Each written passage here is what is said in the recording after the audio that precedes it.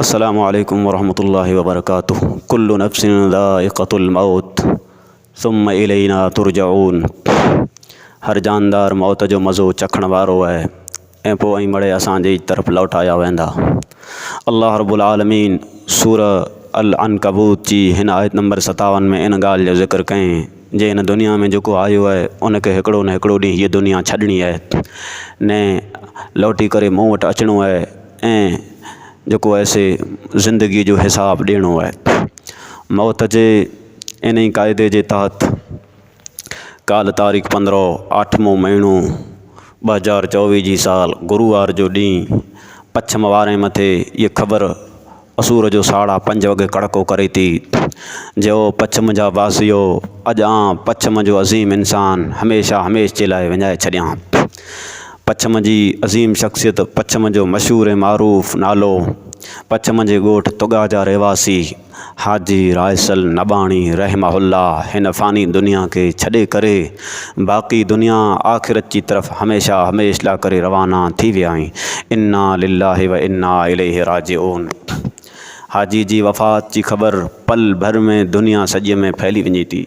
जंहिं माण्हू खे जित वफ़ात जी ख़बर मिले थी तोगेंदा दौड़े जी कोशिशि करे थो, इहा कोशिशि करे थो जे विञा अॼु उन मर्द कलंदर जो छैलो दीदार करे अचां, विञा अॼु उन मर्द कलंदर खे छैली मोकलाणी ॾेई अचां, उन जे जनाज़े में हाज़िर थी करे उन लाइ दुआऊं करे अचां। 8:30 वॻे जनाज़े जो टाइम फिक्स वेठो। घरे वटां करे डामर रोड ताईं माण्हूं लंबियूं कतारूं लॻनि थियूं कुलो ॾिने लाइ करे माण्हू हिकिड़े ॿिए खे धका ॾियनि था। चहिरे जो छैलो दीदार करे ला करे माण्हू हिकिड़े ॿिए खे ठेला ॾियनि था। जंहिं माण्हू जी चहिरे ते नज़र पए थी माण्हू जी उछींगार निकिरी वञे थी। जनाज़े में इंसान जो हिकिड़ो वॾो हुजूम भेरो थिए थो, सॼो पछम हुबकी भेरो थिए थो। पासी जे ॻोठे मां माण्हू अचनि था ने कच्छ जे पण अमोक ॻोठे मां माण्हू जनाज़े में हाज़िरी ॾियनि था। जनाज़े में क़ौम खे ॾिसी करे इहो अहसासु थियो जे भला हाजी खे चाहींदड़ माण्हू केतिरा आहिनि दुनिया जे अंदरि। एॾा माण्हू, इहो एॾो वॾो जनाज़ो लॻभॻि भूक पुठिया तोगे जी धरती मथे कंहिं जनाज़े में एॾा माण्हू हाज़िर कीन थिया हूंदा। थी सघे थो भूक अॻियां माण्हू कंहिं जनाज़े में हाज़िर थिया हुआ पर भूक पुठिया ई पहिलो जनाज़ो तोगे जी धरतीअ जो हो ऐं जंहिंमें एॾा माण्हू एॾी वॾी तादाद में भेरा थिया। हाजी साहिब जी अल्लाह मग़फ़िरत फ़रमाए, अल्लाह केलूं नेकियूं क़बूल ऐं मंज़ूर फ़रमाए, अल्लाह सयाहत खां दरगुज़र फ़रमाए, आमीन। हाजी साहिब क़ौम जो वफ़ादार माण्हू हो, हमदर्द माण्हू हो, ग़रीबनि जो ॿेली हो ऐं जमात जो पण वफ़ादार माण्हू हो, तौहीद वारो माण्हू हो। खावड़े जे मदरसे जे अंदरि जॾहिं जलसो थींदो हो, जलसे खे संभाले वारो माण्हू, मानी बनाए वारो, महिमाने खे खाराए वारो माण्हू। पोइ जलसे जो जॾहिं चंदो करणो हुए तो 12 महीने में हिकिड़े फेरा तर मदरसे जा ज़िम्मेदार जेको हुई से हाजी साहिब खे कोठीअ था। ख़ासि करे जॾहिं गुजरात वञिणो हुए तो भरूच ऐं अंकलेश्वर अहमदाबाद साइड ओॾा हाजी जा दोस्त घणा हाजी जी पहचान खणी हाजी खे कोठे वेंदा हुआ। हाजी साहिब उलमाए से पण मोहब्बत कंदा हुआ, उलमाए खे आलमे खे मान मोहब्बत ॾींदा हुआ, आलमे से दोस्ती घणी हूंदी हुई, आलमे से रियाणी कंदा हुआ ने आलमे खे हौसलो ॾींदा हुआ। कई आलम हाजीअ जा जेको आहिनि से ख़ासि दोस्त आहिनि। दाख़िला तरीक़े गुजरात जा अमीर मौलाना मोहम्मद शोएब मेमन जूनागढ़ी साहब हफ़िज़ुल्लाह इहे हाजी जा ख़ासि दोस्त, मौलाना बिलाल जामई साहब हफ़िज़ुल्लाह ख़ासि दोस्त, मौलाना अब्दुल रशीद मोहम्मदी मोटे वारा ई ख़ासि दोस्त। हूँ त मिणी आलमे खे जेको आहे से ई घुराईंदा हुआ ने उन जूं दावतूं कंदा हुआ, रियाणी कंदा हुआ। हाजी साहिब तबियत जा बिल्कुलु नरम माण्हू हुआ ने जित सख़्तु थिए जो हूंदो हो उते सख़्ती पण कंदा हुआ, यानी घटंदा कित पण कीन हुआ। माण्हू खपे अहिड़ो अॻियां साम्हूं अची वञे उनखे पहिला त जेको आहे से जवाबु ॾेई छॾींदा हुआ।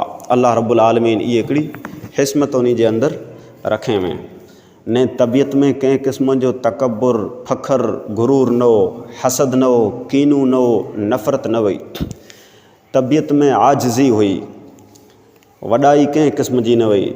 पाण दुनिया जे माण्हू खे ॾिसूं था जे जंहिं वटि 2-3 रुपया थी वञे था उहो तकबुर में पोइ अची वञे थो, घमंड उन जे अंदरि अची वञे थो ने ॿिए इंसान खे कीअं नथो सम्झे। ऐं पोइ पिंड वटि दुनिया जो छेड़ो सम्झे थो। हाजी वटि इहा ॻाल्हि न वई। हाजी नंढे लाइ नंढा हुआ, वॾे लाइ वॾा हुआ। ऐं जेको माण्हू हूंदो, जहिड़ो माण्हू अचींदो, उन माण्हू खे उहो माण्हू जिन मक़ाम ऐं मर्तबे जो लाइक़ु हूंदो, उहो मक़ाम ऐं मर्तबो हाजी माण्हूअ खे ॾींदा हुआ। तोॻे जी पहचान हुआ, तोॻे जी शान हुआ। ऐं पोइ ख़ाली तोॻा न, पछम जी लेवल मथे जेको आहे से हाजी जी पहचान हुई।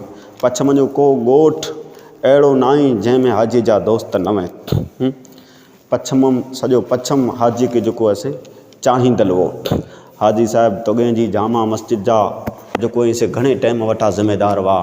ऐं घणे टाइम वटां जेको आहे से जमात खे काए आया ते जमात खे संभालियो पे।